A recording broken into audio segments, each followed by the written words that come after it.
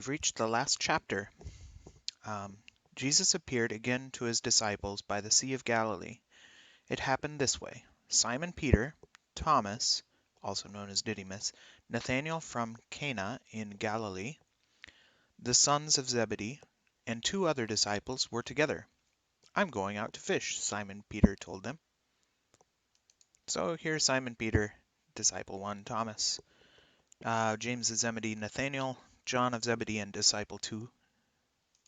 And they said, "We'll go with you." So they went out and got into a boat. But that night they caught nothing. I wonder, is that typical to fish at night? Okay, early in the morning Jesus stood on the shore, but his disciples did not realize that it was Jesus. He called out to them, "Friends, haven't you any fish?" "No," they answered. He said, "Throw your net on the right side of the boat and you'll find some." When they did, they were unable to haul the net in because of the large number of fish. So here's all those guys on the boat and unable to haul the net in. Okay, and there's Jesus the Lord. And I don't know whether to call that Jesus Barabbas or Jesus of Bethlehem. Then the disciple whom Jesus loved said to Peter, "It is the Lord." So to my understanding, that is John of Zebedee talking to Simon Peter, saying, "It is the Lord," because it seems like John of Zebedee is the author of this text. And let's see, up to my, well, it's conjecture at this point, but John of Zebedee was the disciple whom Jesus loved, and he lived also with Mary, the mother of Jesus, Mary, the mother of Jesus of Bethlehem. So, you know what? I'm going to go ahead and move Jesus Bethlehem over here and to say that's who was standing on the shore. So John of Zebedee, of course, recognizes him because he's been living with his mother. And maybe Jesus of Bethlehem has been living with his mother too. When the disciple whom Jesus loved said to Peter, "It's the Lord," as soon as Simon Peter heard him say, "It's the Lord," he wrapped his outer garment around him, for he had taken it off, and jumped into the water. So Simon Peter jumps out of the boat into the water and goes over to the shore to greet Jesus. The other disciples followed in the boat, towing the net full of fish, for they were not far from the shore, about 100 yards. When they landed, they saw a fire of burning coals, with fish on it, and some bread. Jesus said to them, "Bring some of the fish you have caught." So Simon Peter climbed back into the boat and dragged the net ashore. It was full of large fish, 153 large fish, but even with so many the net was not torn. Jesus said to them, "Come and have breakfast." None of the disciples dared ask him, "Who are you?" They knew it was the Lord. Okay, let's rewind a little bit. I suggested this might be Jesus of Bethlehem, but before Simon jumped across, um, John of Zebedee says, "Hey, that's the Lord." But what about that? What about before that, when that guy was just saying, "Hey, cast your net over to the right"? So before that, what you got up there is just some guy standing at the edge of the water and saying, "Hey, cast your net over to the right. Have you caught any fish? There's some over to your right." Now, if you don't have the disciple whom Jesus loved saying to Peter, "It is the Lord," uh, all you've got is some guy over there saying, "Cast your fish over to the right." And why did he say, cast your net over to the right"? Could be because he had a good angle on it and he could see that there was a big school of fish right there. Since they were about 100 yards from the shore, maybe maybe he could see something there and tell that there was a big school of fish. When they got to him, they didn't ask him, "Who are you?" They just knew it was the Lord. So first of all, he doesn't look like Jesus. None of these guys recognize him. They would ask, "Who are you?" Except John of Zebedee has already said, "That's the Lord." And so they didn't ask him. They just said, "Yep, yep, that's the Lord." So Jesus came, took the bread, and gave it to them, and he did the same with the fish. Uh, so he did do some of the behavior that uh, the Lord did. Um, uh, he had some fish over a fire of burning coals, and he had some bread. So he had some fish and bread, and he said, "Go ahead and bring some more of the fish that you have just caught." Then he said, "Come have breakfast." They all ate, and they were satisfied. I'm just saying, this phrase right here, none of the disciples dared ask him, "Who are you?" That carries a lot of baggage. It strongly implies that they did not recognize the guy.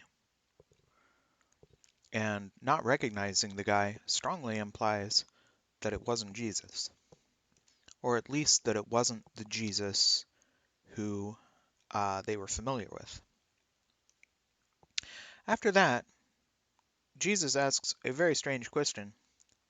He says, "Do you love me more than these?" And the implication here is that he's pointing to the fish. "Do you like me more than food?" And he says, "Yes, Lord." He said, "You know that I love you." Jesus said, "Feed my lambs." But we better go read this in the Greek, where it says, "When therefore they had dined, says to Simon Peter, Jesus, Simon, son of John, agapas me more than these?" Agapas, that is unconditional love. "Yes, Lord, you know that I dearly love you," he says to him. Philo, philo is a conditional love, uh, a delight in. It's not a commitment. It's more of a it. I find fond delight in you. He says to him, "Feed," and okay, that's disturbing. Um, it says he says to him, "Feed the lambs of me," and right here the English definitely interprets "he" to refer to Jesus saying to Peter, "Feed the lambs of me." Then again, Jesus said, Simon, son of John, do you love me?" And he answered, "Yes, Lord, you know that I love you." And Jesus said, "Take care of my sheep." He says to him again a second time, "Simon, son of John, agapas me," unconditionally love. Do you have unconditional love for me? He says to him, "Yes, Lord, you know that I dearly love you," and that is once again fondly delight in you. It is a not the same type of love. He says to him, "Shepherd the sheep of me." Okay, in both of these verses, it's not clear whether there is a uh, Jesus, then Jesus, Peter, Jesus, or if it's Jesus, Peter, Peter. So let's go on to the third one. The third time he said to him, "Simon, son of John, do you love me?" Peter was hurt because Jesus asked him the third time, "Do you love me?" He said, "Lord, you know all things. You know that I love you." Jesus said, "Feed my sheep." He says to him the third time, "Simon, son of John, do you dearly love me?" Was grieved Peter because he said to him the third time, "Do you dearly love me?" And he said to him, "Lord, all things you know that I dearly love you, says to him, Jesus, feed the sheep of me. Ah, good. So at least this one isn't ambiguous about who is talking. Uh, so this is definitely Jesus giving a response. That makes me feel better. Okay, so here is how it goes in the English translation. Jesus asks, do you agape love me more than these? And you don't know exactly what he's talking about by these. And Simon Peter answers, yes, I Phileo love you, which is a conditional love. And Jesus says, feed my lambs. Do you agape love me? Simon Peter says, yes, you know that I Phileo love you. Unconditional love, conditional love. And Jesus says, shepherd my sheep. Finally, uh, Jesus says, do you Phileo love me? So he said, do you conditionally love me? Uh, and Simon Peter says, yes, you know all things. You know that I conditionally love you. And then Jesus says, feed my sheep. However, in the Greek, it is ambiguous who is saying the last thing in each part. So it could be Jesus saying, do you unconditionally love me more than these? And Simon Peter saying, yes, I conditionally love you, feed my lambs. And Jesus says, do you agape love me? And Simon Peter says, yes, you know that I conditionally love you, shepherd my sheep. And then finally Jesus says, do you conditionally love me? And then Simon Peter says, yes, you know all things. You know that I conditionally love you. And then Jesus says, feed my sheep. And that kind of makes sense with what follows. Very truly, I tell you, when you were younger, you dressed yourself and went where you wanted, but when you are old, you will stretch out your hands, and someone else will dress you and lead you where you do not want to go. Jesus said this to indicate the kind of death by which Peter would glorify God. Then he said to him, follow me.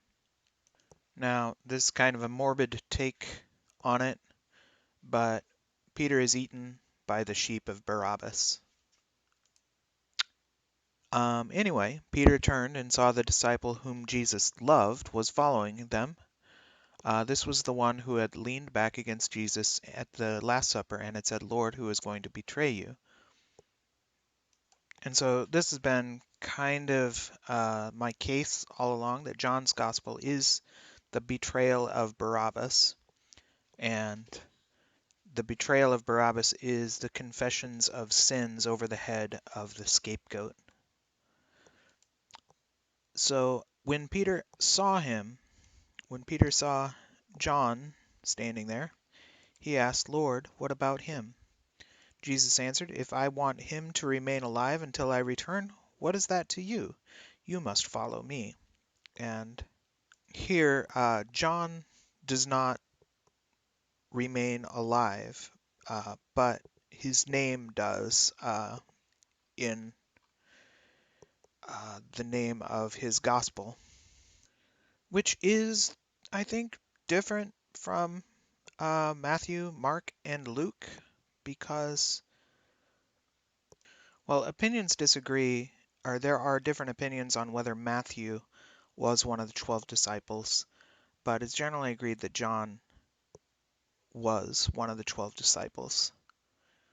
In that sense, um, at least his gospel remained alive, whereas the other gospels come from various sources. So this is the disciple, this is John, who testified to these things and who wrote them down. We know that his testimony is true, and he's used this phrase earlier when John pointed out that there was only one witness who pierced the side of Barabbas. And because there was only one witness, we could be sure that his testimony was true. So once again, he's saying, look, there's only one witness. so we know that his testimony is true, which is really not the way probably we should view the testimony of a single witness. Jesus did many other things as well. If every one of them were written down, I suppose that even the whole world would not have room for the books that would be written. And that is the end of the Gospel of John.